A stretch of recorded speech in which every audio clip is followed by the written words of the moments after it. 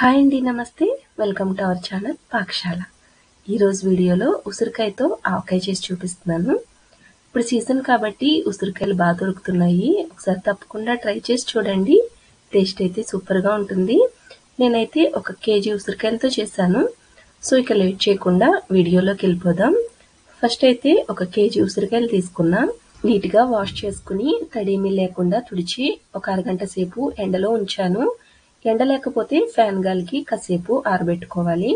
అస్సలు తడేమీ లేకుండా చూసుకోవాలి. చూడండి, ఈ సైజులో తీసుకున్నాను ఉసిరికాయలు. ఇప్పుడు వీటికి నాట్లు పెట్టుకోవాలి.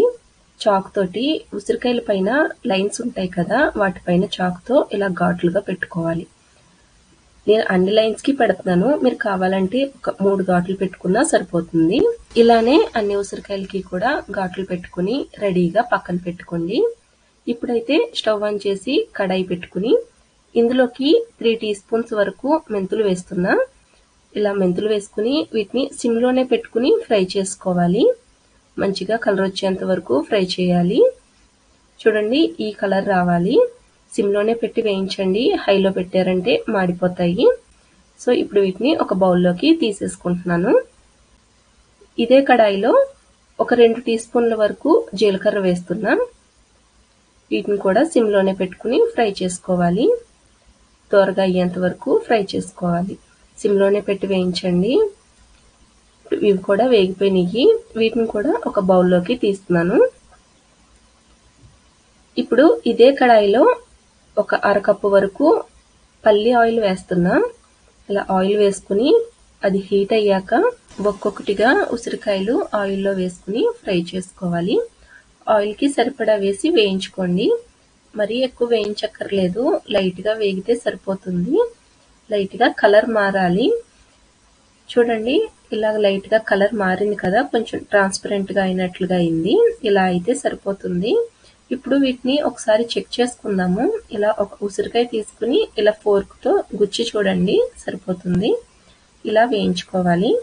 ఇప్పుడు ఇక వీటిని ఒక బౌల్లోకి తీసేసుకుంటున్నాను.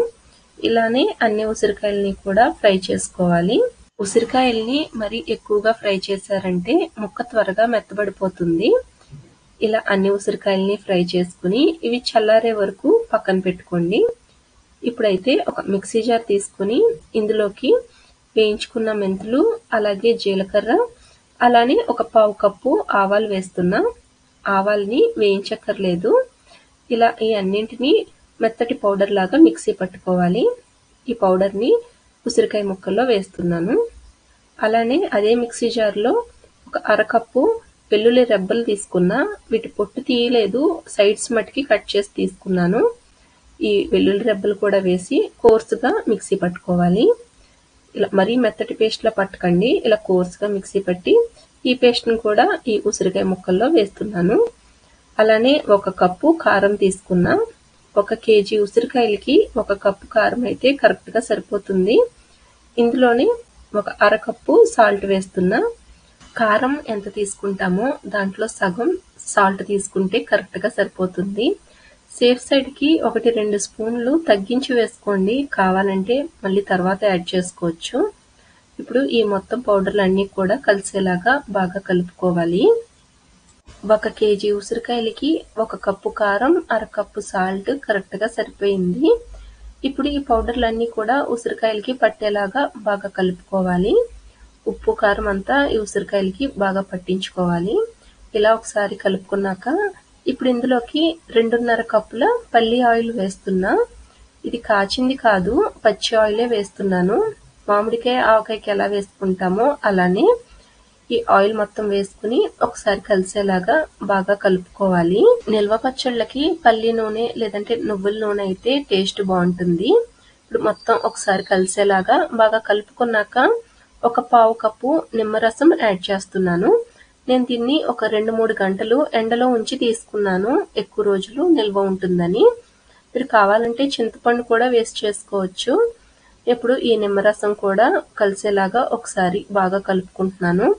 ఉప్పు, కారం అదంతా కూడా ఒకసారి చెక్ చేసుకోండి. పులుపు కూడా మీకు సరిపోకపోతే యాడ్ చేసుకోవచ్చు. నేనైతే నిమ్మకాయలు ఒక మీడియం సైజువి ఒక 6 నిమ్మకాయల వరకు తీసుకున్నాను. పచ్చళ్ళు పట్టేటప్పుడు మనం వాడే గిన్నెలు గానీ, మిక్సీ జార్ గానీ తడి లేకుండా చూసుకోండి. ఎక్కువ రోజులు నిల్వ ఉంటుంది. ఇలా మొత్తం కూడా బాగా కలిసేలాగా కలుపుకొని ఒక రోజంతా వదిలేసేయండి. తర్వాత రోజుకి పచ్చడి ఊరి టేస్ట్ బాగుంటుంది. దీన్నైతే నేను ఇప్పుడు మూత పెట్టుకుని ఒక రోజంతా వదిలేసాను. తర్వాత రోజుకి ఆయిల్ పైకి తేలి ఆవకాయ మంచిగా ఊరింది. గరిటెతో ఆవకాయని ఒకసారి అడుగు నుంచి పైకి బాగా కలుపుకోవాలి. ఉప్పు, కారం, పులుపు అది చెక్ చేసుకోండి. సరిపోకపోతే యాడ్ చేసుకోండి. ముందు ఆయిల్గా అనిపించినా ఇలా మొత్తం కలిపేసరికి చూడండి ఎక్కువగా ఆయిల్ అనిపించట్లేదు. మీకు ఒకవేళ ఇంత ఆయిల్ వద్దనుకుంటే ఒక అరకప్పు ఆయిల్ తగ్గించుకోండి. ఎక్కువ రోజులు నిల్వ ఉండాలంటే ఆయిల్ వేసుకోండి, టేస్ట్ బాగుంటుంది. అయితే ఫ్రిడ్జ్ లో పెట్టుకుంటే ఒక 5 to 6 months వరకు నిల్వ ఉంటుంది. ఇంతేనండి, ఉసిరికాయ ఆవకాయ రెడీ అయిపోయింది. ఒకసారి తప్పకుండా ట్రై చేసి చూడండి. ట్రై చేశాక మీకు ఎలా కుదిరిందో నాకు కామెంట్ సెక్షన్ లో షేర్ చేయండి. వీడియో నచ్చితే లైక్ చేయండి, మీ ఫ్రెండ్స్ కి అలాగే ఫ్యామిలీ మెంబర్స్ కి షేర్ చేయండి. మా పాకశాల ఛానల్ ని కొత్తగా చూసినట్లయితే సబ్స్క్రైబ్ చేయండి. అలానే పక్కనే ఉన్న బెల్ ఐకాన్ క్లిక్ చేసినట్లయితే మేము పెట్టే ప్రతి వీడియో నోటిఫికేషన్స్ మీకు వస్తాయి. Thank you.